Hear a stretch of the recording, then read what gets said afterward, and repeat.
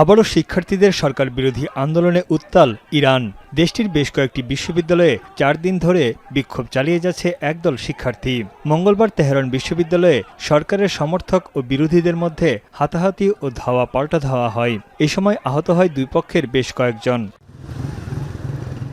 যুক্তরাষ্ট্রের সঙ্গে পারমাণবিক চুক্তিতে পৌঁছাতে আগ্রহ দেখিয়েছেন ইরানের জ্যেষ্ঠ কর্মকর্তারা।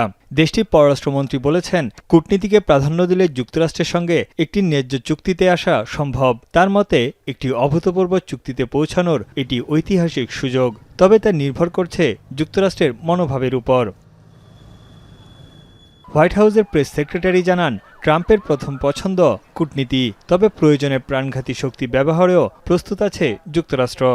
President Trump's first option is always diplomacy, but as he has shown, he is willing to use the lethal force of the United States military if necessary. এদিকে মুখে কূটনীতির কথা বললেও ইরানের চারপাশে ক্রমেই সামরিক শক্তি জোরদার করছে যুক্তরাষ্ট্র। আব্রাহাম লিঙ্কনের পর যুদ্ধবিমান বহনকারী দ্বিতীয় রণতরী জেরাল্ড ফোর্ড ভূমধ্য সাগরে অবস্থান করছে। এবার আকাশপথেও শক্তি বাড়াচ্ছে যুক্তরাষ্ট্র। এরই মধ্যে 11টি মার্কিন F-22 স্টিলথ যুদ্ধবিমান মধ্যপ্রাচ্যের দিকে যাচ্ছে।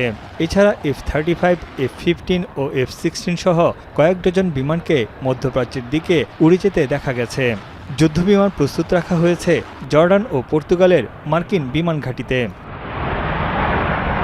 এদিকে জাপানের পাবলিক ব্রডকাস্টার NHK-র তেহরান ব্যুরো প্রধান শিনোসুকে কাওয়াসামিকে গ্রেপ্তারের পর কারাগারে পাঠানো হয়েছে। জাপানি এই নাগরিকের অবিলম্বে মুক্তির দাবি জানিয়েছে জাপান সরকার। তানভীর জনি, এখন বিশ্ব। শিয়া বাটার ও ভিটামিন ই সমৃদ্ধ লিলি বিউটি সোপ, তারুণ্যময় উজ্জ্বল ত্বকের জন্য।